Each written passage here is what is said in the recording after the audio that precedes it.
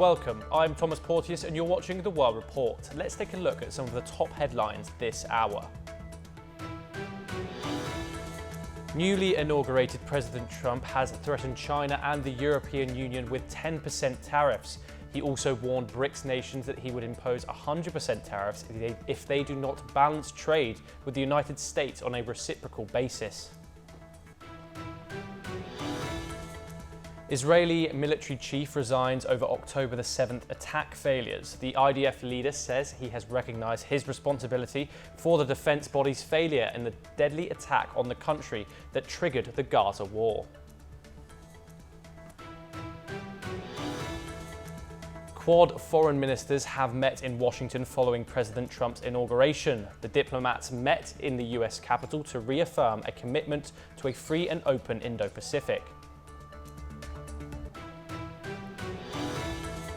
Chinese President Xi Jinping and Russian President Vladimir Putin discuss relations with Trump, Ukraine and Taiwan. During a video call, the two leaders spoke about boosting trade flows and a willingness to build relations with the United States on a mutually beneficial and respectful basis.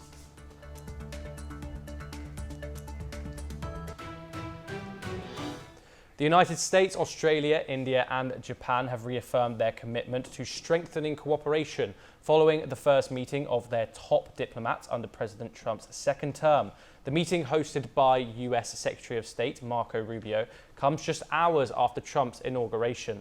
The nations reiterated their shared goal of promoting a free and open Indo-Pacific, emphasizing the importance of upholding democratic values and territorial integrity. Concerns over China's growing influence were front and center, with the country stressing the need to counter Beijing's assertive actions, particularly in Taiwan and the South China Sea. The Quad nations also voiced concerns over North Korea's missile development and Japan's defense needs. Discussions on the AUKUS defense deal and boosting military capabilities were also key agenda items. We will discuss this more. We are joined by guests Dr. Satoru Nagao, Fellow Hudson Institute, live from Tokyo, Japan, Joyita Basu, editor of the TSG, and former Ambassador Deepak Voira, former diplomat. Thank you very much for joining us. I want to go to you first, Dr. Nagao. I was wondering, what messages did the Quad foreign ministers convey during this meeting in Washington, and how does it align with their security priorities? Of course, the Quad is important. That's why they meet so fast. But at the same time, they want to maintain the Quad as a framework because indeed the diplomatic style is different between Biden administration and the Trump administration. Biden administration likes the multinational framework, relatively big one. So TPP, IPEF, others, all of these are multinational. But the Trump administration likes bilateral negotiation and with intimidation to deal is the pattern. So Quad, in case of Quad, which one? The bilateral or multinational? Just between two. So that's why the other three members need to persuade Trump administration how important the Quad is. That is effort to maintain this framework. So originally Quad was, of course, strongly insisted by the Prime Minister Shinzo Abe, and President Trump was a close friend of him. So that's why he has the motivation to maintain Quad, I believe. But without effort in the American society, without effort, nothing can be maintained. So that's why the raise a hand and actively persuade other people. That process is quite American persuasion. So that's why other three countries should do that. And that is Quad this time, I think.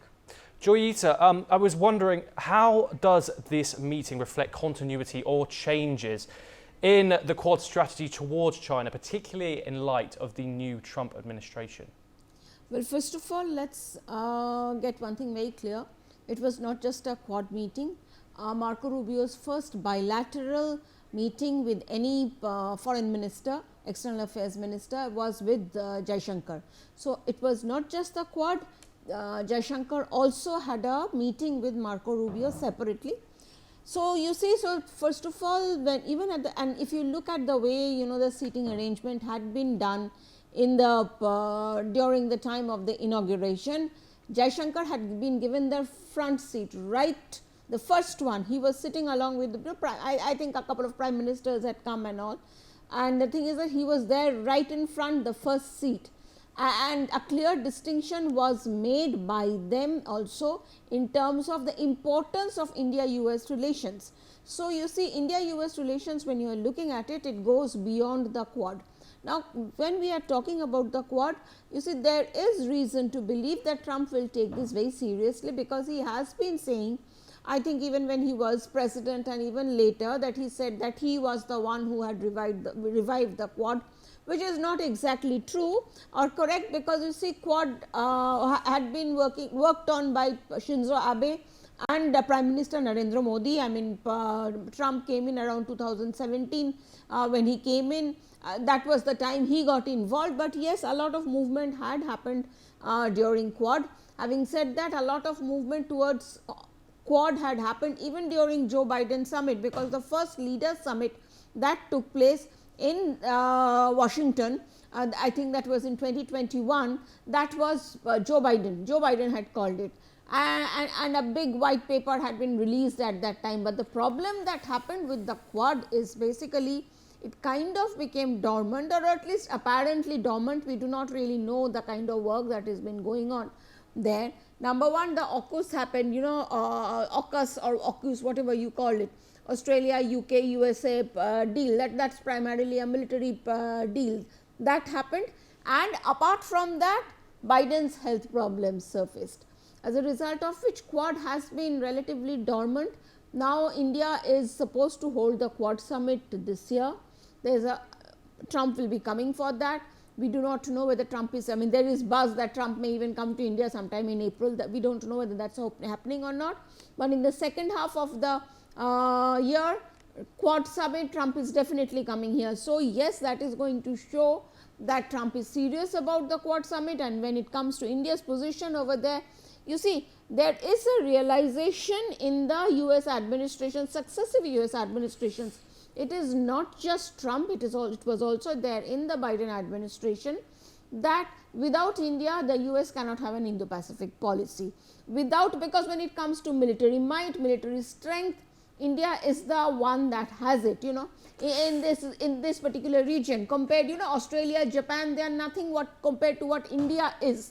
So, you see, so it is without India's economic heft, without India's military heft, you cannot have a Quad, you cannot have an Indo-Pacific policy. So, yes, that realization has come to the US administration, and it will be continuity, and I would believe that it is going to scale greater heights. Dr. Voira, I want to move on to you. What specific steps are the Quad members taking to counter China's growing influence in the Indo-Pacific, both economically and militarily?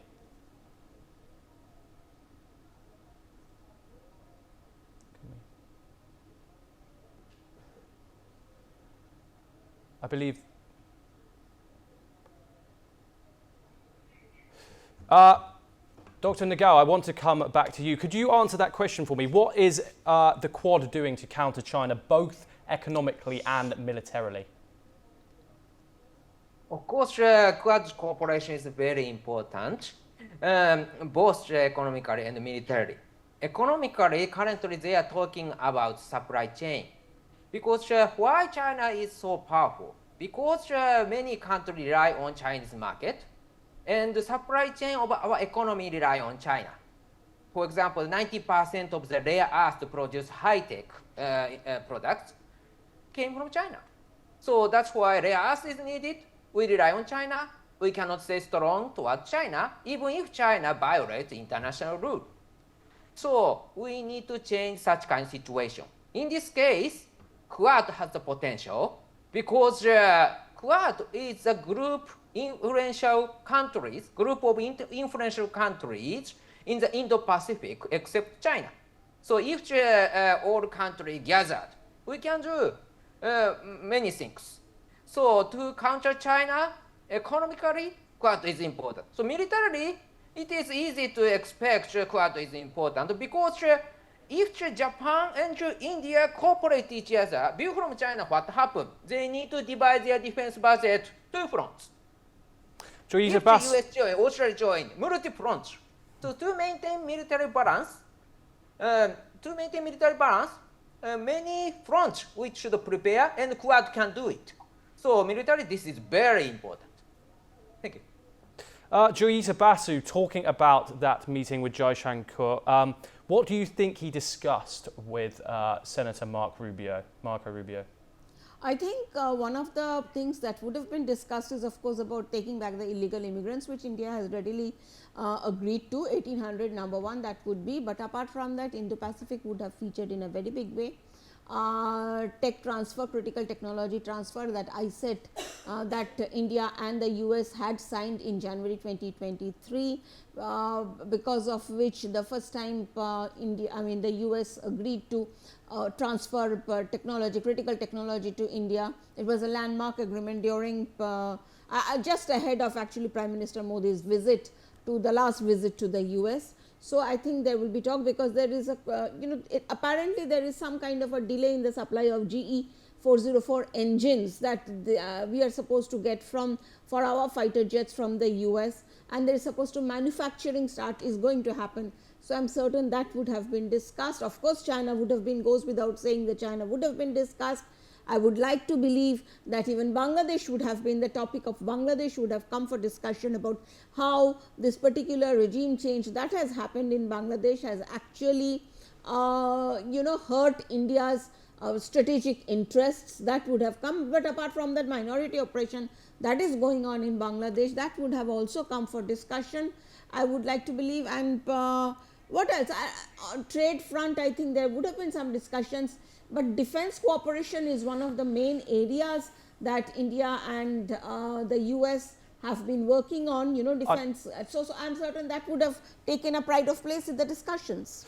Dr. Nagao, one final question. How might the discussions with the US leaders influence Japan's strategy in countering China?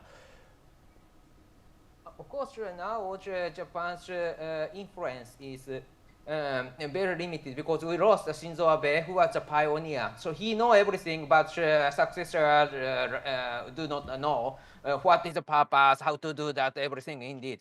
But in this case, the most powerful leader in the Quad is the United States, and the US accepts this as a leading country. That's true. But at the same time, the Trump administration sworn in as a second term. This is just the beginning of their work at the second term. So that's why they need to remember what is Quad, how to deal with it, and way is a little bit different. So we need to adjust a new rule of the working. So that's why the current meeting is very important. This is just beginning, but without beginning, there is nothing next. So that's why this is important. Thank you. And, Sorry very much. We are now joined by Dr. Vora after some audio issues. What do you think the role of India's relationship with Russia plays in Quad interactions, given recent global tensions, Dr. Vora? Can you hear me now? Yes, great. Right. I can't see you, but I presume that you can see me. I can only see Dr. Satoru. Thank you very much, Satoru-san. Your question was, how will India's relationship with whom? With Russia play in Quad interactions? Okay, let me answer this question. We are not ever in India in our foreign policy, and we have the best in the world. We are the children of Chanakya. We don't believe in zero-sum games. If I like you, I can't like the other fellow. You do know that in the Ukraine crisis, we were the only country that was able to speak to both sides. As far as the Gaza thing was concerned, we did not abandon our priorities in Gaza, but we kept talking to Israel. So as far as Quad is concerned, why was it created? You'll hear a lot of stories about the creation of Quad. What did the Chinese say when it was created? That it's going to disappear very soon like foam on the sea. The Chinese were totally mad. They don't even say, oh God, now they say, oh Quad. They were really worried about what was going to happen. So they tried their level best, including with us, that don't take this too seriously. But Quad over the years has emerged with a hard exoskeleton which prioritizes security and an outer shell which is the developmental agenda. So it's not directed, as we say, against anybody. At the same time, some people feel that it's a direct challenge to them. We want a free and open Indo-Pacific. You have all the figures, what percentage of trade goes through here, goes through there, the South China Sea, etc. Japan has issues there, Australia has issues, we do, Malaysia does, Vietnam does, South Korea does. All that is there, sir. Quad Plus is being talked about, etc. The basic issue, however much anyone, whatever spin you try to give it, America would like to use Quad to pressure China. We are trying to improve our relationship with China. So we're not going to fall into the trap of military alliances. We are going to follow the developmental agenda. I believe Australia and Japan, who are already allies, would understand that. And we're not going to send our Navy to fight the Chinese or whatever, not unless it's required. So we are very clear that Quad is here to stay, and Quad is going to help the smaller countries of the Indo-Pacific, whether it's in vaccines or development, or it's in education or human resource development. There are so many things that they have been talking about. But this kind of a grouping, sir, results are not achieved overnight. I've seen a lot of this in my career of 52 years in diplomacy. It takes a while. The basic issue, I think the strongest thing is that India, the United States, Australia, and Japan, they trust each other. Without trust, no agreement or international organization can function. E.g., there is this racket in New York called the United Nations, totally paralyzed, useless, because they don't trust each other. Then we have several others which are meaningful. But Quad is one where there is a very high level of excellent bilateral relationship, India with Japan, India with Australia, India with America, America with India, America with Japan, America with Australia, etc. That will make it a potent force for development in this area. Thank you very much. We have unfortunately ran out of time. Thank you very much to our guests, Dr. Nagao, Joyita Basu, and Dr. Voira. We will now move on to some more international news updates. A devastating fire in the Bolu Mountains has led to a loss of life and raised serious safety concerns. Authorities are investigating and the nation is grieving. Here is the full report. Değerli arkadaşlar, yüreğimiz yanıyor. Acımızı tarif etmek imkansız. Maalesef vefat eden canımız 76. At least 76 people have died in a fire that consumed a popular Turkish ski resort hotel, with some victims jumping from windows to escape. The hotel is investigating whether guests, including children, were trapped in their rooms as the fire spread. 2 fire escapes were available, and a worker managed to rescue 30 to 35 people. The Union of Turkish Engineers and Architects has reported that the hotel lacked an automatic fire extinguisher system, which was required to be installed by 2008. Survivors have said that detection systems failed and escape routes were unclear. President Erdogan has vowed to hold those responsible for the negligence accountable. A national day of mourning has been declared, with the Turkish flag flown at half-mast. Bureau Report, NewsX. Now let's take a look at some news updates from South America. Brazil's newly appointed COP30 head, André Correa do Lago, warned that President Donald Trump's withdrawal from the Paris Agreement could impact the 2025 climate talks in Belém. Correa do Lago, with intensive climate diplomacy experience, stated while Trump's decision is still being analysed, its influence on COP30 preparations is undeniable. According to the Energy Secretary, Argentina recorded its largest energy trade surplus in nearly 20 years last year. This achievement is a big win for Libertarian President Javier Milei, who aims to use oil and gas exports to lift the economy from recession. In 2024, the country exported nearly $10 billion worth in fuel and energy, while imports totaled $4 billion, resulting in a $5.7 billion surplus. Colombian special forces advance into guerrilla-controlled areas near the Venezuelan border. They aim to restore state control in the wake of escalating violence that has displaced 20,000 people. The conflict in the Catatumbo region, fueled by leftist groups fighting for territory and cocoa plantations, has claimed over 100 lives in 6 days. The government deployed 5,000 troops and declared a state of emergency. Mauricio Funes, El Salvador's first leftist president, died at 65 in Nicaragua on Tuesday. Funes, who led the country from 2009 to 2014, fled to Nicaragua in 2016. He faced accusations of embezzling $350 million and facing other corruption charges. According to Nicaragua's health ministry, he passed away from a chronic illness. Panama has lodged a complaint with the UN over President Donald Trump's threat to seize the Panama Canal, calling it worrying. In a letter to UN Secretary General Antonio Guterres, Panama cited a UN Charter article opposing the use of force against another country's territorial integrity. The government also initiated an audit of a Hong Kong-linked port operator near the canal. Nahuel Agustin Gallo, the Argentine border police officer, was arrested in Venezuela on December the 8th while visiting his partner and son. Venezuela accused him of terrorism and ties to destabilizing groups. Gallo's partner, Maria Alexandra Gomez, stated that they haven't heard from him in 45 days and continue to demand his immediate release. Argentina has rejected the claims against Gallo.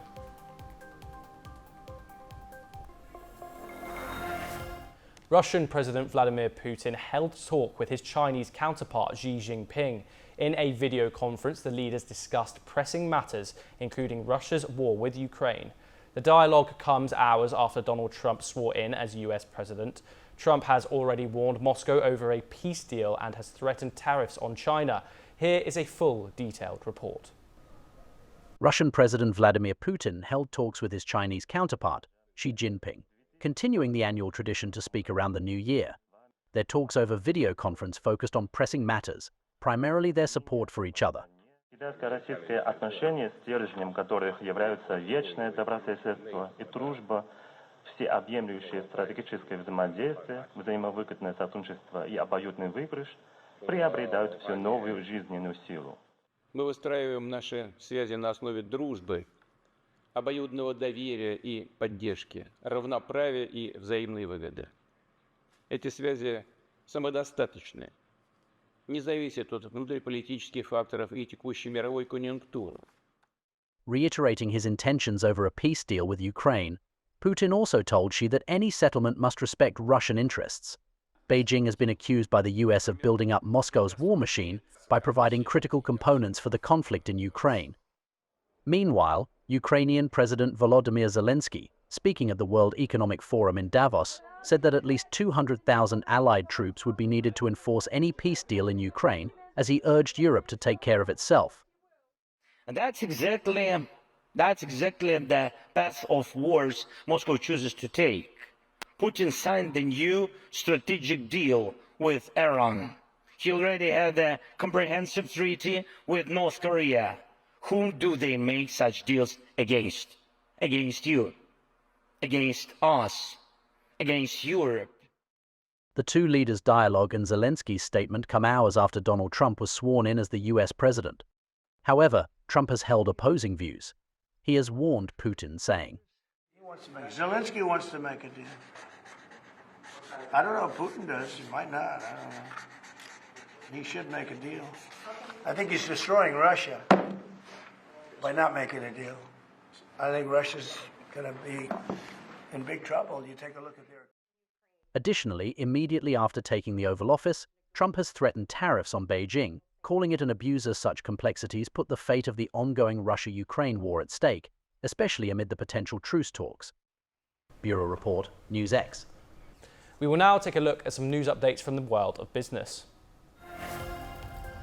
Netflix shares listed in Frankfurt has risen 14.3% in early trading on Wednesday. This surge came after the streaming service announced that it had attracted a record number of subscribers over the holiday quarter. The company has stated that it plans to raise the prices in the US, Canada, Portugal and Argentina. This announcement follows the addition of 18.9 million subscribers in its fourth quarter. Meta has said that it is working urgently to fix a problem with Instagram. The issue causes a results hidden message to appear when users search for the terms Democrat or Democrats. Some social media users have accused the company of political bias. They have pointed out that the issue has been occurring since President Donald Trump's inauguration on Monday. Japan's retailers have offered big pay increases for a second year in a row. This has resulted in squeezed profits for companies, more spending for workers, and a green light for further central bank rate hikes. Japan's labour-intensive service sector had long managed to avoid making or significant sustained pay rates. This was achieved by tapping into vast pool of part-time, lower-paid retirees and housewives. An outbreak of bird flu in poultry in Georgia is set to trigger trade restrictions from major meat importers. An industry group has warned that this could financially harm farmers and processors. A flock of 45,500 breeder chickens tested positive last week in Elbert County. It was the state's first confirmed case in a commercial poultry operation. Meta Platform's former Chief Operating Officer Sheryl Sandberg has been sanctioned by a judge on Tuesday. The sanction was due to her deleting emails related to litigation over Facebook's Cambridge Analytica privacy scandal. This occurred despite being told to preserve the messages. Indonesia has been close to a deal with Apple Incorporated regarding an investment plan. This plan could potentially lift the ban on iPhone 16 sales in the country. The information was shared by Investment Minister Rosan Rosalani in an interview. He has expressed hope that the issue will be resolved within 1 or 2 weeks. However, Apple has not immediately responded to a request for comment.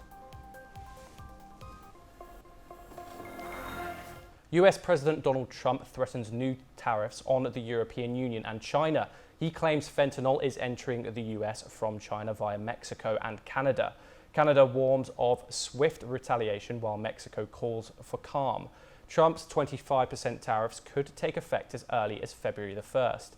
He also plans to deploy troops to the southern border to curb migration. Let's take a look at the report.